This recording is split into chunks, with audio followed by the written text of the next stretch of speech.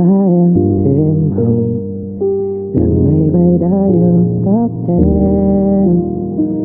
Trộm nhìn em khẽ cười khiến anh thẹn thùng, áo trắng em bây giờ tan trường. Đạp xe nơi sân trường, tóc em buông dài, lặng thinh anh ngắm trông đã lâu. Người ngẩn ngơ đến nhìn đánh rơi nụ cười, rồi em sao xuyên chẳng nghe vu vơ. Kể lại bên em anh nghe tim anh ấm áp, là lần anh nghe tim anh vu vơ xuyên sao. Đời em khắc phục quên mình em.